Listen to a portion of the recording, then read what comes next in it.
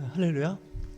예배당에 모인 성도와 또한 인터넷으로 예배드리는 성도의 하나님의 크신 사랑과 은혜가 함께 하실 주님의 이름으로 축원합니다. 오늘은 특별히 하박국 3장 말씀을 가지고 은혜를 받고자 하는 것은 다음 주에 저희 교회가 이제 하나님 앞에 추수 감사 예배로 드리려고 합니다. 원래는 다음 달인데 너무 이제 늦어지는 것 같아서 절기도 그렇고 그래서 이제 다음 주에 추수 감사 예배를 드릴 텐데, 여러분들 추수 감사 오늘 찬양을 드리면서 가사 내용과 현실이 많이 안 맞는다는 생각을 해봤을 겁니다. 지금 우리 교회만 해도 농사를 짓는 분이 안 계십니다. 왜 그러냐면 이제 농경 문화, 지금 농부가 우리나라 전체 인구의 4%가 안 된답니다. 제가 중고등학교 시절만 해도 농사 짓는 분이 80%였습니다. 근데 지금은 이제 농사 짓는 분들이 안 계시고 대부분 직장 생활을 합니다. 하지만 앞으로 사회가 더 발달하고 우주 시대가 열려서 지금 과학이 큰 발전을 보게 될 텐데, 그때에도 추수감사 절기는 있을 겁니다. 저희가 이 세상에 없어도 추수감사 절기는 있습니다. 왜 그러냐면 이 추수감사라는 것은 인생에서 어떤 중요한 인생의 포인트, 감사의 기회가 되기 때문에 그렇습니다. 여러분 잘 아시는 것 같이 노아 홍수가 있었습니다. 노아 홍수로 인해서 세상이 다 멸절될 때 노아의 8식구만 살아남습니다. 이 노아의 8명만 살아남는다는 거 참 은혜죠. 하지만 살아남음에 대한 여러 가지 생각이 많았을 겁니다. 왜냐하면 친구들이 다 죽었습니다. 친인척들이 다 죽었습니다. 요즘 말로 하면 직장 동료가 다 없어진 겁니다. 혼자 내지는 가족만 살아남은 겁니다. 그리고 거의 40일 넘게 방주에 갇혀 있을 때 기분을 한번 생각해 보십시오. 종일 비가 오는 겁니다. 그리고 물결이 넘치고, 그리고 세상의 모든 생명이 다 죽어가는 모습, 처절한 모습을 노아의 방주에 탔던 8명은 다 그걸 목격을 한 겁니다. 그러니까 마음이 어떨까요? 고통스러운 겁니다. 힘든 겁니다. 나만 살았다, 우리 가족만 살았다, 이런 어떤 기쁨, 어떤 특혜, 이런 것도 있지만 또 한편 생각하면 너무너무 힘든 거죠. 이 두려움, 공포가 자기들의 삶을 짓누르고 있었던 겁니다. 어쨌든 이제 홍수가 끝나고 물이 다 빠지면서 이제 배는 이제 아라랏산에 머물게 되죠.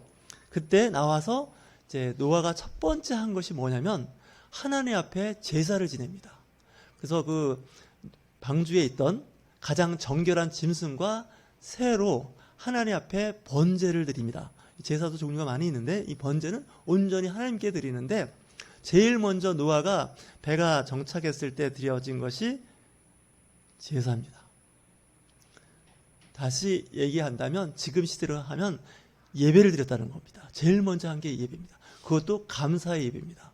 물론 가족이 살아남았고 새 생명을 주신 것 같은 그런 환경을 열어주신 하나님께 감사하는 것, 이것에 대한 감사도 있지만 하나님의 실존을 인정했다는 겁니다. 그러자 하나님께서 번제를 받으십니다.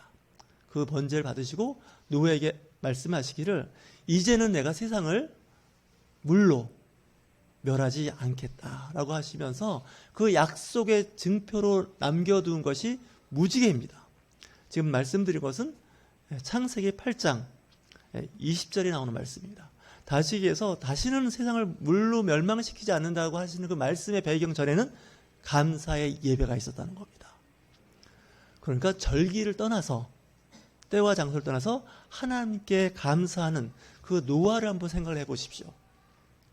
하나님께서 약속을 주셨는데 다시는 세상을 물로 멸망시키지 않겠다는 말씀을 하신 겁니다. 그리고 또 한 가지 예를 든다면 시편 23편을 여러분 기억하시나요? 우리나라 사람뿐만 아니라 전 세계 사람들이 좋아하는 다윗의 시입니다. 여호와는 나의 목자시니 내게 부족함이 없으리로다. 나를 잔잔한 물가로 인도하시며.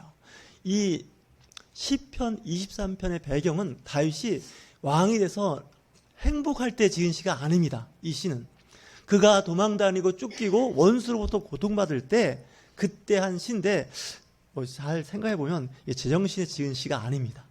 지금 원수가 나를 잡으려고 하고 있고 나는 항상 굶주림에 있는 상태입니다. 먹을 거 입을 거 없는 상태입니다.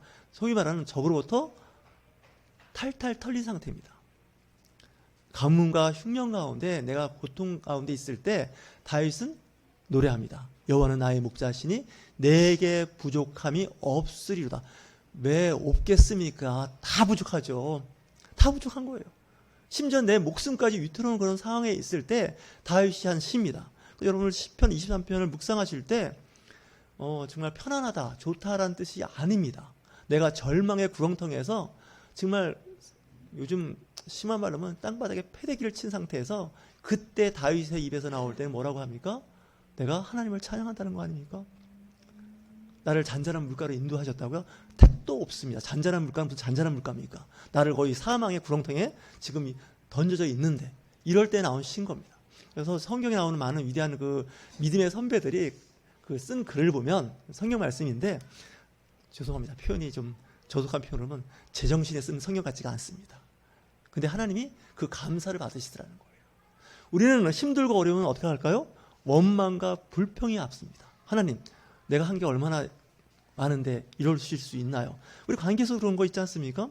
대인 관계에서 망가질 때 내가 너한테 얼마나 잘했는데 네가 나한테 이럴 수가 있냐고 막 이런 얘기하면서 싸우지 않습니까?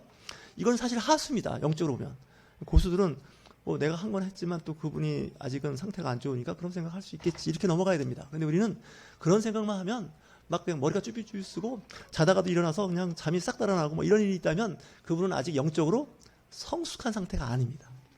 그럼에도 불구하고 우리는 하나님께 감사하고 이웃에게 감사하는 겁니다. 우리 옆에 계신 분들과 서로 인사하겠습니다. 감사를 생활화합시다. 그리고 감사를 체질화합시다. 감사를 체질화합시다. 감사를 체질화합시다. 그래서 그리스도인들이라 그러면요, 세상 사람이 볼 때 얼굴에 기쁨과 감사가 넘쳐야 됩니다. 분명히 저 상태가 되면 집도 잃었죠, 자식도 잃었죠, 배우자도 없어졌습니다. 그런데도 불구하고 얼굴이 빛이 나는 겁니다. 화난 겁니다. 제 자랑 좀 하겠습니다. 제가 며칠 전에 성지순례 가이드를 했습니다. 그래서 좀 신경을 좀 썼습니다. 얼굴에 좀 크림도 바르고. 그때 거기 계신 목사님들이 저보고 그러더라고요. 얼굴이 빛이 난다고, 화나다고. 그래서 사실은 그 여자들이 하는 말이긴 한데 다 그 화장빨이라고 그러지 않습니까? 여성들은 오실 때 좀 화장 좀 하고 오세요. 저 목사가 무슨 저런 얘기를 다 하는데 진짜입니다. 화장을 하고 옷을 깨끗이 정장을 하고 오면요, 마음이 기쁩니다. 인정하십니까? 네, 인정하셔야 됩니다. 남자인 저도 마찬가지입니다. 옷을 어떻게 입고 바깥에 나가느냐에 따라서 마음가짐이 다릅니다. 여성들도 마찬가지입니다. 그냥 그 민낯을 가지고 가서 만나는 것보다는 이제 좀 하셔야 됩니다. 그렇다고 해서 막 이렇게 요란하게 이렇게 하라는 뜻은 아닙니다. 좀 설교에서 좀 곁길로 빠지는 얘기인데, 얼굴에 좀 화장을 하고 깨끗이 한 사람들은요, 일단 멘탈이 괜찮습니다. 제가 본 인생 경험에서 이게 안 되면 대부분 망가진 사람들입니다. 그냥 막 사는 사람들일 수도 있습니다.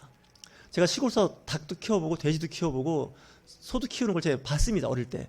근데 건강한 닭, 수탉들 보십시오. 아주 그냥 그 벼슬이 빳빳이 서 있고 털이 아주 윤기가 납니다. 애완용 동물 강아지, 고양이 한번 키워보십시오. 이 건강한 애들은요, 항상 털을 고른다 그러죠. 혀로 털을 깨끗이 하고 털이 윤기가 납니다. 근데 병든 닭, 병든 강아지, 병든 고양이 털이 지저분합니다. 그래서 항상 머리와 얼굴, 복장을 정결하게 됩니다. 그래서 교회 올 때도 이제 좀 하나님을 만나러 간다 생각하면 좀 잘하고 그렇게 좋습니다. 여러분 대통령 만나러 가실 때 지금 복장 갖고 가실 수 있겠습니까? 이런 생각을 해봐야 됩니다. 우리는 하나님을 만나러 온다 생각하셔야 됩니다. 물론 하나님은 어디나 다 계십니다.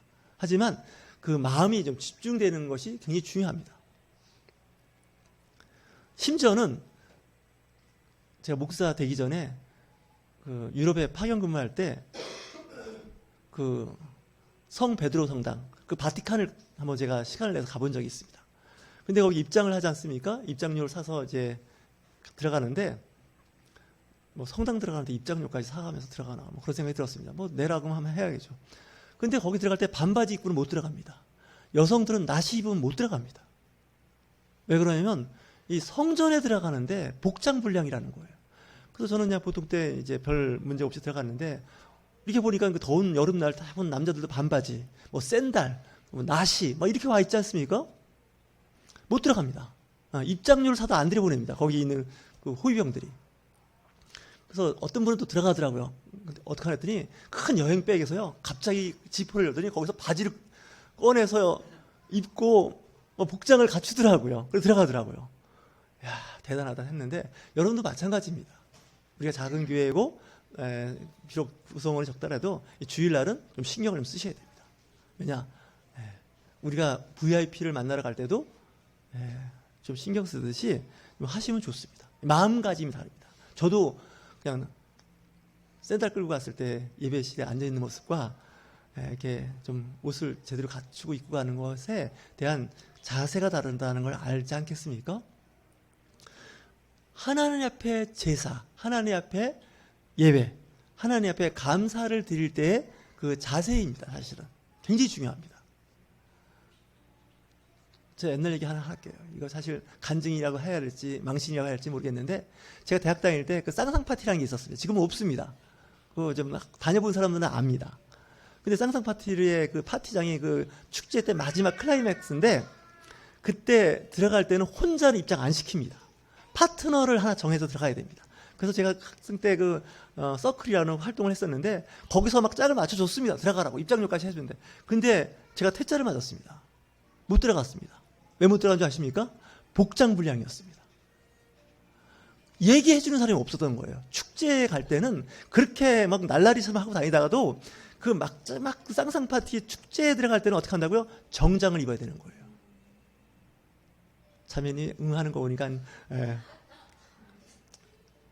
그 짐을 다 준비하고 선배님들이 표까지 다 끊어주고 들어가려고 하는데 딱 제지당한 겁니다. 복장 불량입니다. 못 들어갑니다. 그러더라고요. 내가 그 학교 다니고 있는데, 학생인데, 다 자기가 갖췄는데 뭐가 문제라고요? 복장이 불량인 거예요.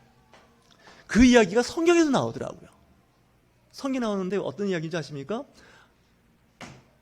예수님의 그 비유입니다. 잔치를 벌였는데 사람을 다 부릅니다. 온갖 사람, 초청한 사람 외에도 다 부릅니다. 근데 이제 잔치가 시작되는데 한 사람이 복장을 안 갖춘 겁니다. 임금이 내보내라는 거예요. 이거 굉장히 중요한 메시지입니다.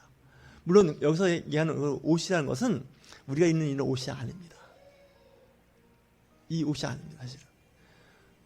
그래서 여러분, 제가 이렇게 생각하는 게 사람마다 생각이 다 다를 수가 있습니다. 저도 전에 한번 설교할 때 그냥 청바지에 샌들 신고 강대상에 올라가면 어떠냐고, 미국에 있는 분들은 그렇게 하는데, 그랬더니 어느 집사님이 그런 얘기 하더라고요. 그러지 말아달라는 거예요. 그러지 말아달라요. 왜요? 요즘에 다 그렇게 하는데, 다는 아닌데 일부 하는데, 그랬더니 권위가 안 쓴다는 거예요. 물론 이제 권위라는 게 일부러 세운다고 해서 하는 게 아닙니다. 세워주는 거긴 하는 건데, 그런 데 좀 신경을 쓰셔야 됩니다. 그래서 어린아이들에도 주일날 올 때는 이렇게 좀 그렇게 하셔야 됩니다. 왜냐하면 그걸 일부러 하는 건 아니지만 그런 부분들이 있습니다. 그 옛날에 그 목회하시는 분들, 60년대 목회하시는 목사님들이 하신 말씀이 있는데, 그 당시는 가난했습니다. 옷도 없고 옷도 못 빨아 입었습니다. 세탁기가 없던 시대 아닙니까? 그리고 옷이 이제 더럽고 냄새도 나고. 근데 교회에 이제 사람들이 오니까 이제 그런저런 사람이 막 오는 거예요. 교회 분위기가 어떻겠습니까? 교회가 냄새가 나는 거예요. 예배 분위기가 안 좋은 거예요. 그래서 어떤 분은 그랬어요. 헌 옷이라도 좋으니까 주일날 올 때는 좀 깨끗이 빨아서 입고 오라고. 그래야 복을 받는다고. 60, 70년대는 교회가 복하던 시대입니다. 지금도 예외는 아닙니다. 여러분, 예배에서 성공하시면 복 받습니다. 저는 그렇게 믿는 사람입니다. 예배에서 실패하시면요, 세상에 실패입니다. 구약에서 제사를 잘못 지내면 제사 지내다가 죽었습니다. 하나님이 죽여버렸습니다. 왜냐하면 하나님 앞에 권위를 인정하지 않는다는 겁니다. 그래서 신약에도 그 부분이 계속 이어지고 있다는 것이죠. 예배는 신령과 진정으로 예배드리는 거죠. 몸과 마음이 하나님 앞에 드려지는 예배가 되면서 이제 겉으로 그런 모습이 드러나기 때문에 그렇습니다. 제가 평상시에 안 하는 설교를 오늘 하고 있는 겁니다. 그래서 여러분들 특별히 교회에 오실 때는 좀 신경을 쓰시는 것이 좋습니다. 다윗도 마찬가지였죠. 하나님 앞에 늘 드려질 때는 정말 모든 마음, 모든 생각을 집중해서 하나님 앞에 예배를 드립니다. 그가 고난 가운데 힘들 때, 시편이 150편의 시가 있는데요, 거의 3분의 1 가까이, 3분의 1 채 안 되는 정도로 다윗의 시입니다. 그만큼 다윗의 시가 많습니다. 솔로몬 시가 더 많습니다. 뭐 여러 사람들의 시가 다 들어가 있지만 그 시를 보면 상당히 고통 가운데서 하나님께 부르짖는 기도입니다. 그럼에도 끝에 가서 어떻게 하냐? 하나님께 감사한다는 거죠. 이 기독교인의 특징이 뭔지 아십니까? 내 형편과 환경이 너무 안 좋습니다. 정말 어떤 때는 내 스스로가 그냥 쓰레기통에 던져지고 싶어요. 버리고 싶을 정도로 내가 싫어도 그 가운데 내가 있음이 하나님께 감사를 드리는 거 아니겠습니까? 누가복음에 나오는 탕자 이야기도 마찬가지입니다. 내 재산을 다 탕진하고 돌아온 그 아들을 맞이할 때 그 탕자의 아버지는 기쁨으로 그 아들을 맞이합니다. 다시 해서 하나님 앞에 감사한다는 거죠. 내가 잃어버렸던 그 아들을 찾았다는 거죠. 돈 좀 없으면 어떻습니까? 돈 좀 잃어버리면 어떻습니까? 자식 키우다 보면 돈 잃어버릴 수 있습니다. 뭐 병원에 갔다가 버릴 수도 있고 사업하다 버릴 수도 있고 뭐 여러 가지로 버릴 수가 있습니다. 하지만 그 아들이 살아있다는 게 감사한 거죠.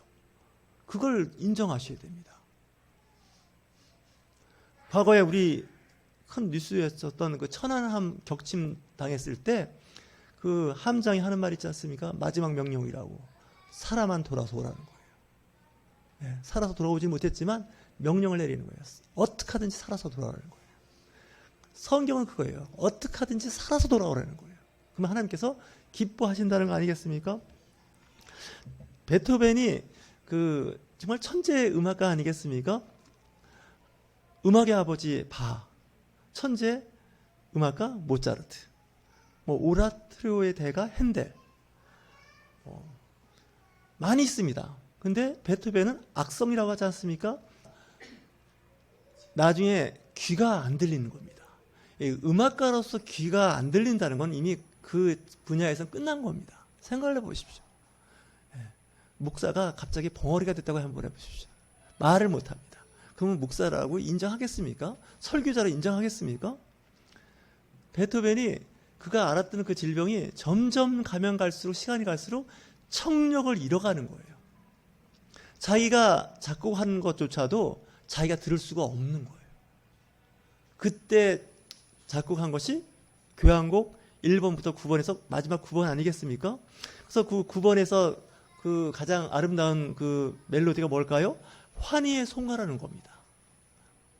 이 64장이 우리는 참 아름다운 멜로디고 보통 결혼식에서도 많이 부르는 그런 축제와 같은 찬송인데 사실은 베토벤 개인에게는 가장 비참할 때입니다.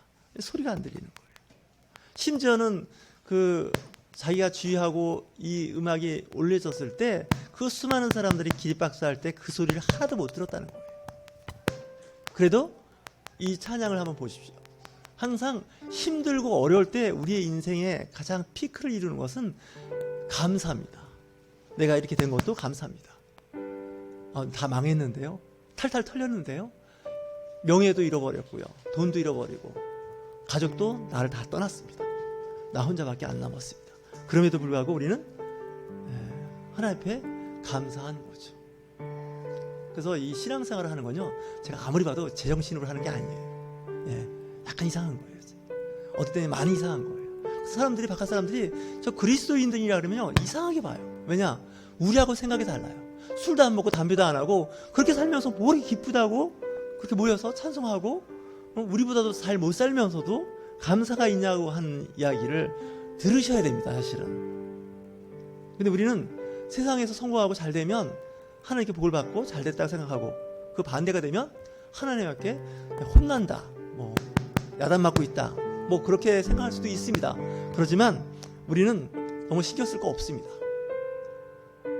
인생 살다 보면 늘 그런 일들이 우리의 삶 가운데서 반복되고 있기 때문에 그렇습니다. 늘 잘 나가지도 않습니다. 늘 어렵고 힘든 것도 아닙니다. 사람들마다 그런 기간이 있을 뿐입니다.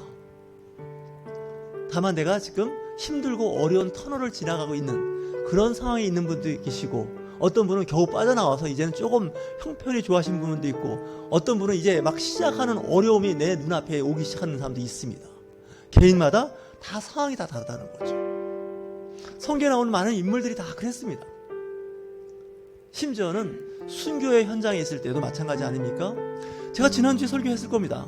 사도 바울이 육체 그 가시 때문에 마귀가 줬다고 생각하는 그 가시 때문에 간절히 3번 하나님께 기도했다는 거예요. 고쳐달라고.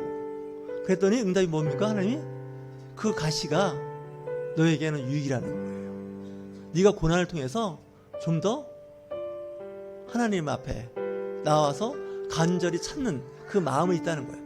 여러분들 신앙생활 하실 때 그 간절한 마음이 없으시면요 좀 문제가 있는 겁니다. 근데 어떤 때 가장 간절해질까요? 힘들고 어려울 때 간절해집니다. 잘 나갈 때는 간절하지 않습니다. 저와 여러분들 항상 신앙생활 하실 때 내가 힘들고 어렵다 그러면 감사하십시오.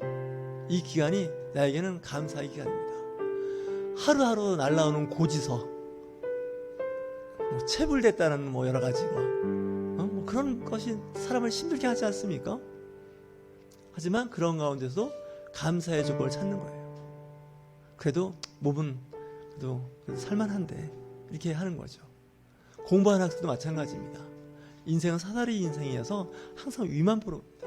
하지만 나보다도 더 힘들고 어려운 사람들이 의외로 많습니다. 들어왔습니다. 베토벤이 작곡한 멜로디가 찬송가에 들어왔다는 것이죠. 그래서 이 찬송가에 들어온 모든 곡에는 사연이 있습니다. 스토리가 있습니다. 근데 오늘 부른 이 베토벤이 잘 나갈 때 작곡한 게 아니라 귀가 완전히 멀어버렸을 때 아무 소리도 못 들어요. 그러니 작곡하는 것만 문제가 되겠습니까? 삶의 질이 엉망진창입니다. 누가 말을 해도 전혀 못 알아들어요.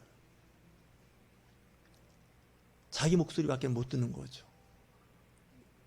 우리의 인생도 마찬가지입니다. 잘 나가면 얼마나 좋겠습니까? 하지만 내가 힘들고 어려울 때 더 주님 앞에 간절히 그 찾는 데에 대한 오히려 감사의 조건을 찾던 사도 바울이었습니다. 본인도 눈이 안 좋았던 거죠. 온갖 질병을 다 갖고 살았던 사람입니다. 특별히 누가가 의사인데 누가복음을 기록했던 누가는 의사였습니다. 근데 바나바를 안 따라가고 사도 바울을 따라가는 이유가 아마 사도 바울이 몸이 안 좋아서 의사로서 그의 몸을 아마 주치의로서의 기능을 하려고 하지 않았을까라는 생각을 하게 됩니다. 여러분 주위에 힘들고 어려운 사람들이 있습니까? 그들을 위해서 기도해 주십시오. 위로해 주십시오. 그거 죄값이야. 그런 얘기 하지 마시고 그렇게 엉망진창 살더니 그렇게 됐군 이러지 마시고 위로해 주시고 힘 주시는 거죠. 우리 그리스도인들이 자칫 잘못하면요 그렇게 예수 믿으니까 안 되지 이렇게 얘기할 때가 있습니다. 저도 그거 합니다. 사실은 좀 제대로 해봐 이렇게 하는데 때로는 그럼에도 불구하고 나는 너를 사랑한다. 너를 좋아한다는 거죠. 이래야 됩니다. 그렇게 하더니 아주 정말 깨소금이다. 고소하다. 그러지 마시고 그럼에도 불구하고 나는 내 편이 되는 거야. 우리 한번 옆에 계신 분들과 권면할까요? 나는 당신 편입니다. 네, 나는 당신 편입니다. 이렇게 하셔야 돼요. 비록 못 나가고 잘 안 풀려도 내 자식은 내 자식인 거예요. 아멘. 예, 내 자식이에요. 그리고 교회가 힘들고 어려도 내 교회예요. 그렇게 생각하시면 돼요. 내 이웃입니다. 내가 만족하고 내가 좋아서 내 자식이 아니고 내 교회가 아니고 내 이웃이 아니라는 거죠.